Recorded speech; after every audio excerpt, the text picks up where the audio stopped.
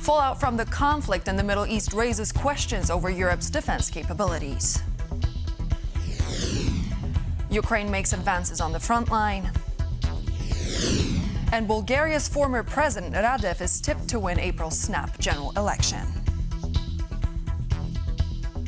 It's too late to talk, said President Donald Trump, as the conflict in the Middle East has led to a series of attacks on multiple targets across the Gulf countries, including Saudi Arabia and Kuwait, adding fuel to an already burning fire. Piotr Miszczuk takes us through the most important events of day 4 of the hostilities. This is what's left of a police station in Tehran. 4 days into the US-Israeli war on Iran, this seems to be just the beginning. I'm going to give away the details of our tactical efforts, but the hardest hits are yet to come from the US military. The US appears ready for a prolonged offensive, according to President Trump. The United States munition stockpiles have, at the medium and upper medium grade, never been higher or better. As was stated to me today, we have a virtually unlimited supply of these weapons. He also claims Iran wanted to negotiate. Their air defense, air force, navy and leadership is gone. They want to talk, I said, too late. And that it was the US's initiative to strike preemptively. You see, we were having negotiations with these lunatics, and it was my opinion that they were going to attack first. They were going to attack. If we didn't do it, I might have forced Israel's hand. The US motivation behind its offensive is clear. And we hope that the Iranian people can overthrow this government and establish a new future for that country. We would love for that to be possible. But the objective of this mission is the destruction of their ballistic missile capabilities and of their naval capabilities. In the latest wave of strikes, Israeli forces struck the Iranian Supreme Council meeting when they were counting the votes for the appointment of the newest supreme leader. The Israelis also attacked Iran's leadership compound, including the presidential office. The leaders behind this terror regime and the headquarters in which they sat have been eliminated. According to the Iran Red Crescent Society, the death toll in Iran is nearing 800 casualties, with the deadliest attack on a school. Dozens of girls were reportedly killed and injured when their primary school in Minab, in the south of the country, was struck during the school day. The High Commissioner calls for a prompt, impartial and thorough investigation into the circumstances of the attack. The war has spilled well onto the region. In response to a retaliatory offensive by Iran-allied Hezbollah, Israel launched heavy airstrikes on Beirut, later moving into Lebanese territory with its armored vehicles. Iran, for its part, targeted the US embassies in Kuwait and Saudi Arabia, prompting the closures. The US mission to Saudi Arabia is closed on Tuesday, March the 3rd. Avoided the embassy until further notice due to an attack on the facility. And it has already spread further, involving Europe. Iran launched a drone attack on a British military base in Cyprus, used in part by the US Air Force.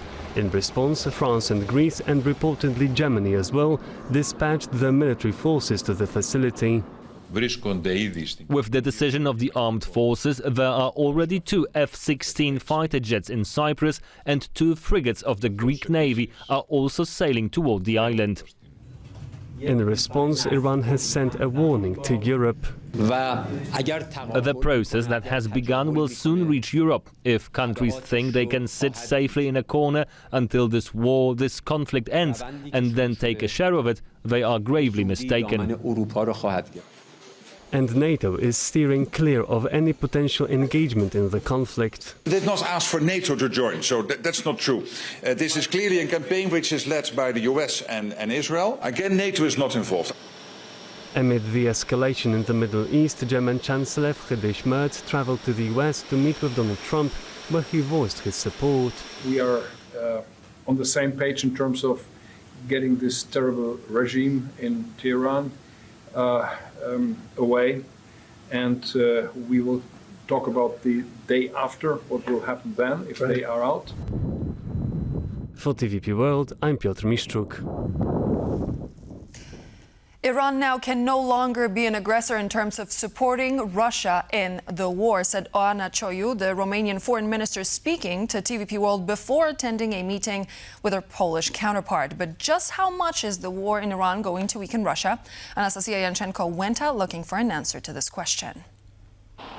When US and Israeli missiles began striking Iran across the globe, someone in the Kremlin could have been worried, said Romanian Foreign Minister Oana, Țoiu, speaking in the TVP World studio in Warsaw. So you're saying Vladimir Putin should be worried about this development? Definitely. Iran was helping Russia throughout this war. So Iran now can no longer be an aggressor in terms of supporting Russia in the war as it has been in the past. Iran was one of Russia's key military allies, supplying thousands of Shahed drones to Russia. Both Bucharest and Warsaw felt the impact of this cooperation.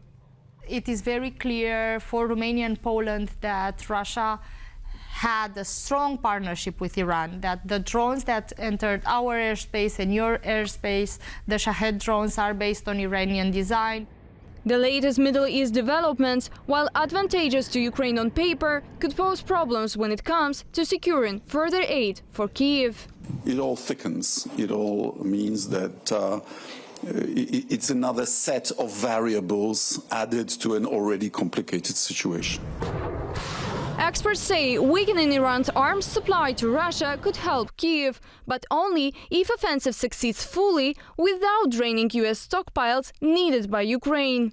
Ukraine are disadvantaged by this new development because the attention moves away from Ukraine and resources that could be provided to Ukraine to defend against Russian attacks may be used elsewhere. Despite the US attention shifting away from Europe and towards the Middle East, Central and Eastern Europe doesn't have to worry about withdrawal of existing US regional deployments, including the rotational brigade stationed in Poland and Romania. The security of Europe, of the eastern flank, of the Black Sea, is something that they are invested in. But Warsaw is looking to increase the country's security further. France is readying itself to station nuclear arms in allied countries, with Poland among them. Poland takes the issue of nuclear safety extremely seriously. As you know, we are investing heavily in future nuclear power plants, and Poland will not want to be passive when it comes to nuclear security in a military context. We will cooperate with our allies, including France, who put forward this specific proposal, and as our capabilities increase, we will try to prepare Poland for autonomous action in this matter in the future. While the details of cooperation are still muddy, these type of details are never discussed in the open. The vision of a fortified Central and Eastern Europe, ready for any potential threat from Russia, is crystal clear. Anastasia Yanchenko, TVP World. And to watch the whole interview with Władysław Tofil-Bartoszewski, the Polish Deputy Foreign Minister, make sure to stick around until the end of the show. And now time for the latest from Ukraine. 9 settlements along the southeastern part of the Frontline were liberated, according to Ukrainian military officials. Territorial gains are in part linked to the new restrictions that disabled unregistered Starlink terminals used by Russian forces, disrupting their battlefield coordination. Piotr Kuchma reports. In places like this, sometimes only speed and drone detectors can save your life. For more than 2 months, a mandatory evacuations of families with children has been underway in Mykolaiivka, in Ukraine's Donetsk region. The evacuations from frontline towns are carried out by police officers, known as the White Angels. One of them says that if they spot a drone, everyone immediately gets out of the vehicle and looks up at the sky. Nearly 4,000 people remain in the town, including around 70 children. It wasn't this scary before. A month ago, it wasn't like this yet. There weren't so many drones. They used to fire long-range missiles and all sorts of rockets, but this is completely different. This is really scary. It remains unclear whether the intensification of Russian attacks on civilian targets is linked to developments on the battlefield. In the east, the situation is changing and not in Russia's favor. According to Ukraine's general staff, In the area where the Dnipropetrovsk, Donetsk and Zaporizhia regions meet, Ukrainian forces are conducting offensive operations. Over the past week, Ukrainian assault units have liberated 9 settlements near Oleksandrivka. It is not only paratroopers leading the push. Ukrainian drones and ground robots are also playing a key role. Not long ago, we viewed robots as a form of additional support. Today, we clearly understand that this is not an add-on, but the foundation of our operations. It is too early to speak of a decisive breakthrough on the front.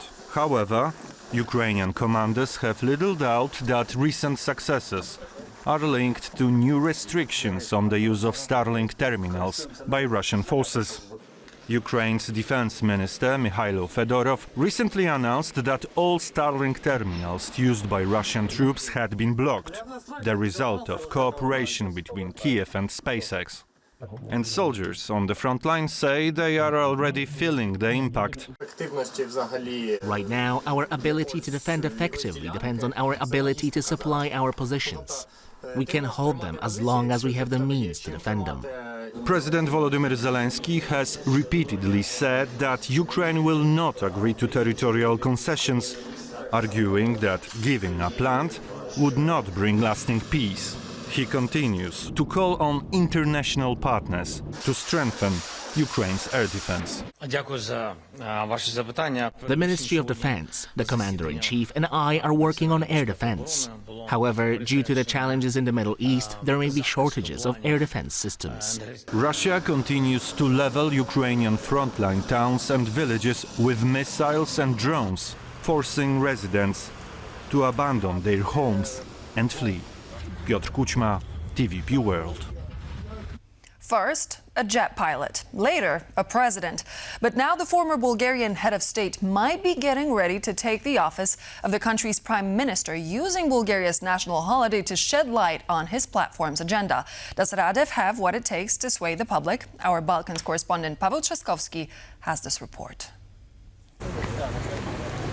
Meet Rumen Radev, a former jet pilot in the Bulgarian Air Force and a former president. He stepped down from the post in January, right after the collapse of the last Bulgarian government.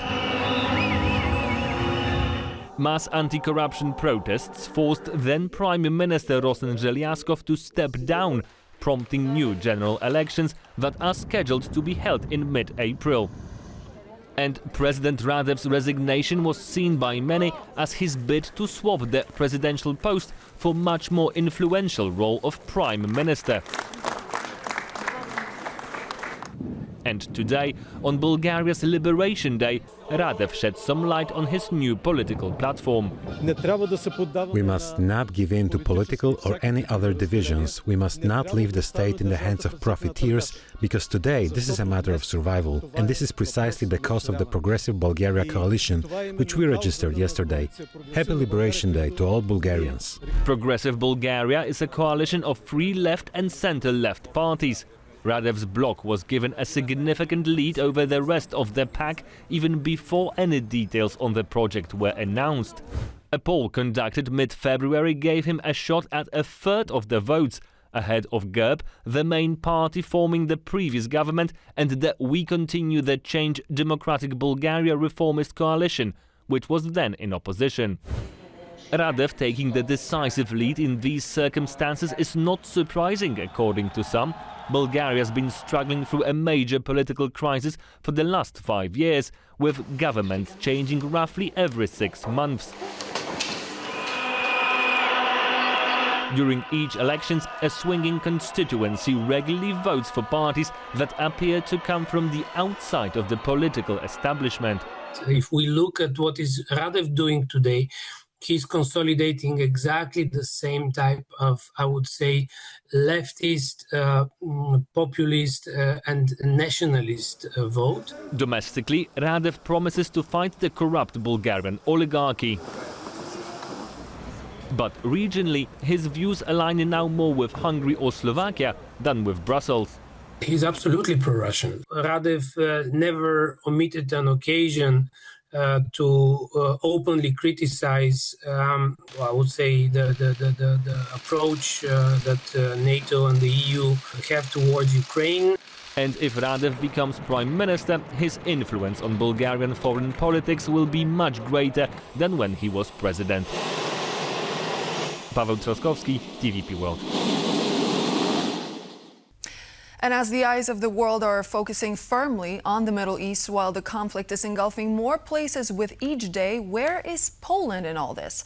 To answer the most burning questions in that department, it is my pleasure to welcome here in the studio Władysław Teofil Bartoszewski, Polish Deputy Foreign Minister.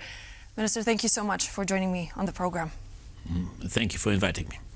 So we're on day 4 of the exchange of fire in the Gulf. Before the strikes took place on Saturday morning, was the Polish Foreign Ministry informed? Did Foreign Minister Sikorski know? Did Prime Minister Tusk know? Or was Poland actually left in the dark? No, we had a good idea. What does that mean, a good idea? Of course, some operational details remain a secret till the very last moment, but we had some information that the conflict was going to happen. It was fairly obvious to anybody who knows anything about the military that when the second aircraft carrier joined the area, the war was imminent. Was there any sort of suspicion when it comes to the date, a specific date, or was it an information about at some point in time over the next week or 2 weeks we're going to take a hit? By Friday, slightly more than a week ago, it was obvious that it was going to happen. The exact date was not at first known, but the Americans, of course, communicated to the allies in the last minute, because you don't want this information to be spread too widely. Obviously. Considering your unique vantage point, what is Polish government's position when it comes to the support for US-Israeli orchestrated strikes in Iran? Are there some questions to be addressed in terms of legality, or there was a green light from Poland for that strike to take place? We were not consulted about should there be a strike or not. The Americans, which are our closest allies, strategic allies, announced that they considered themselves to be in imminent danger, which allowed them, therefore, legally to make an attack.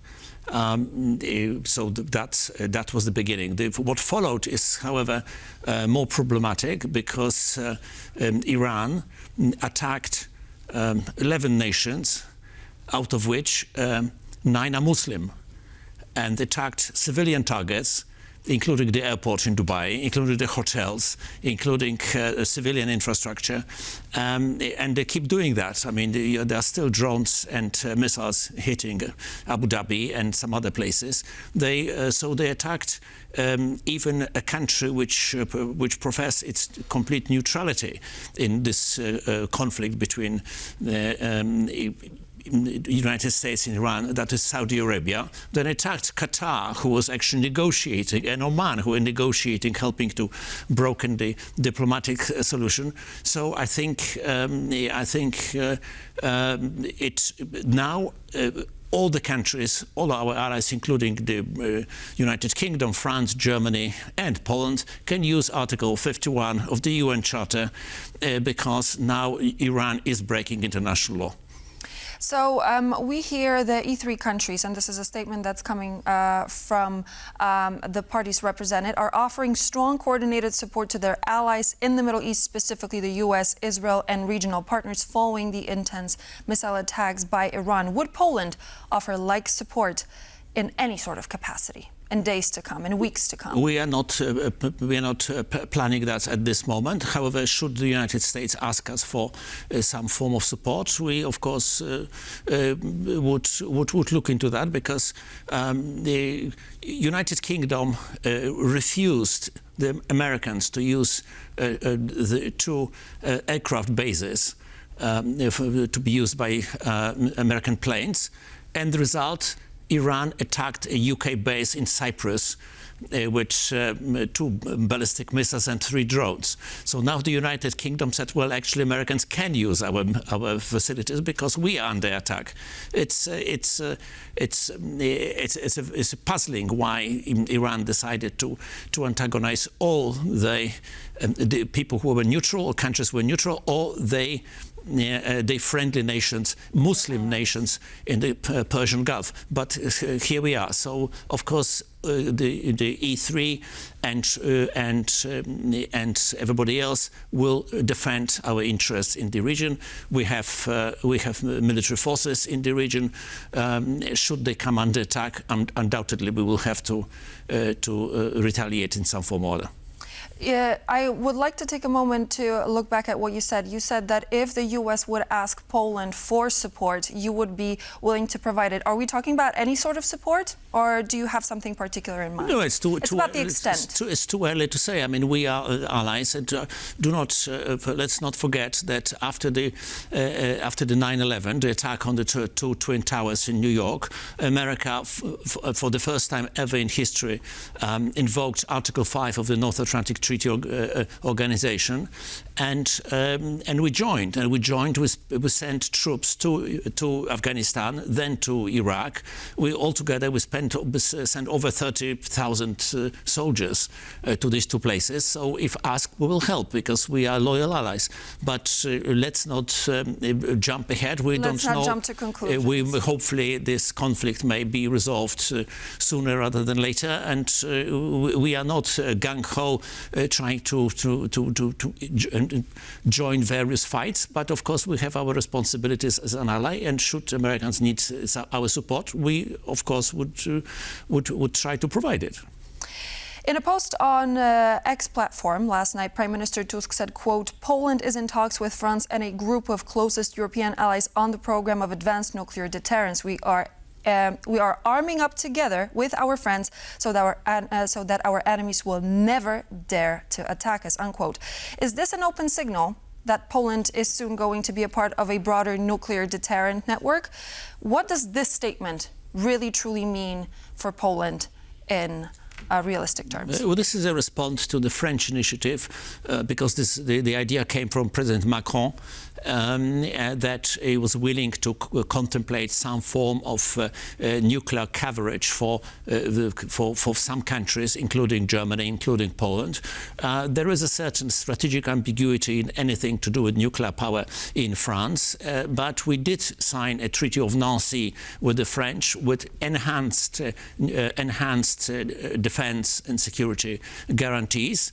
And so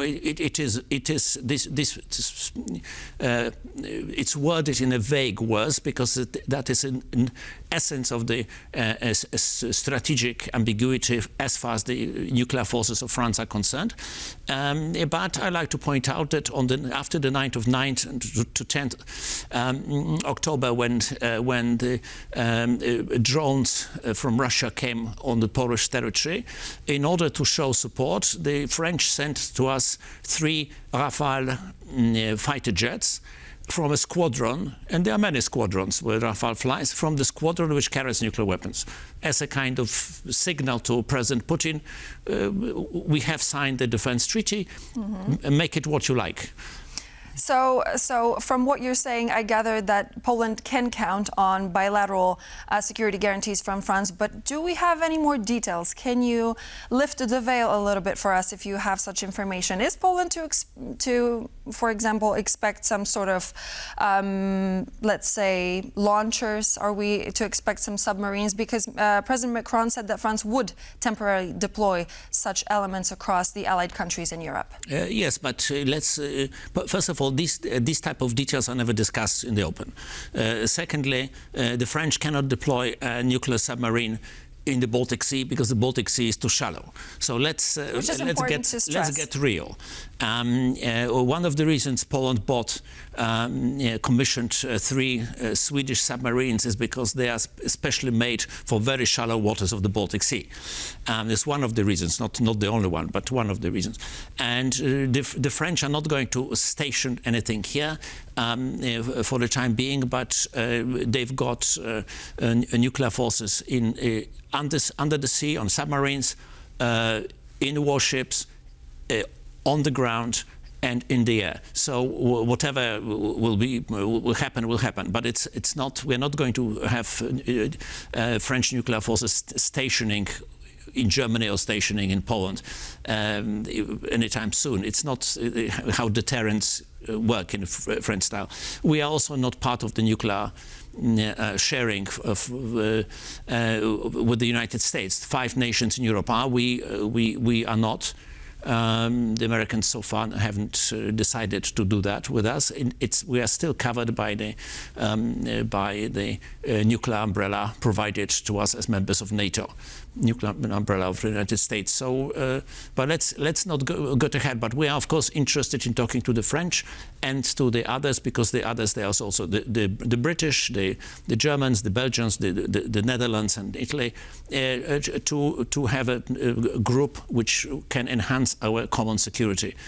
First of all, conventional weapons, because that's the main thing, but the French and the Brits have, and the British have the nuclear capability as well.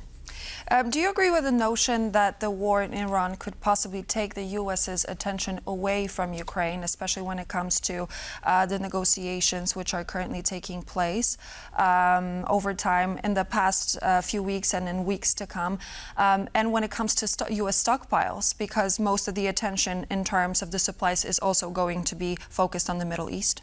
There are 2 different things. I don't think the United States is not militarily involved in Ukraine, therefore it has absolutely no bearing.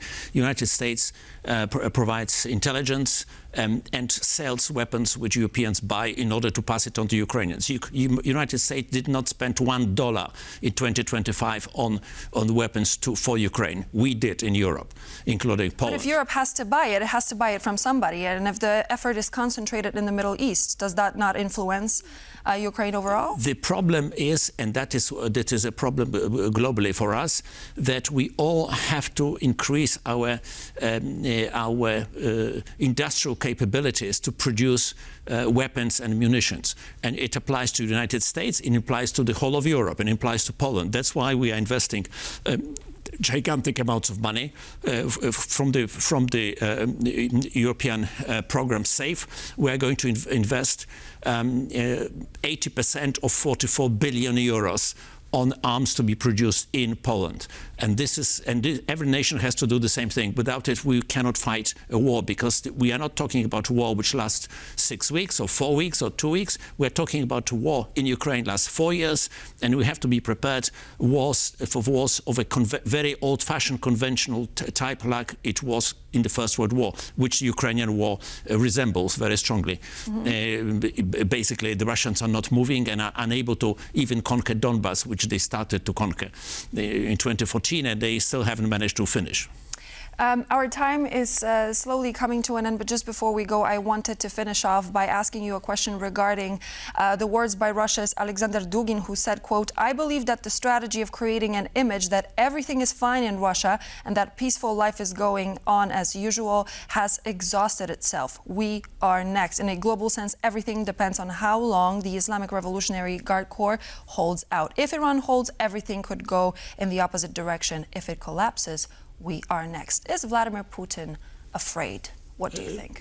I don't think President Putin is afraid of being invaded, because so far Russia have been invading all possible neighbors, and we have not invaded Russia. What about other fears? And Russia is correctly to be worried about the collapsing economy, the fact they spend 40% of the budget on arms. This is not something you can sustain indefinitely. Russia started to deplete not the sovereign fund, because that's already more or less gone, but they started selling gold reserves, and that means that they are getting short of money. We impose tough sanctions on them, especially getting better on pursuing the shadow fleet, which means the money which comes from selling oil, in particular LNG, but particularly gas, but particularly oil, is getting lower and lower, and therefore they cannot sustain that effort indefinitely. So they should be worried. But nobody's going to invade Russia unless the Chinese want to take back what the Russians took away from them a long time ago. Minister, thank you so much for joining me on the program. It was a pleasure to have you with us tonight. Thank you very much. Władysław Teofil-Bartoszewski, Polish Deputy Foreign Minister, was my guest tonight. And this would be all. Thank you for joining. I'm Klaudia Czerwińska, and I hope to see you back here on TVP World for more news and features in just a moment.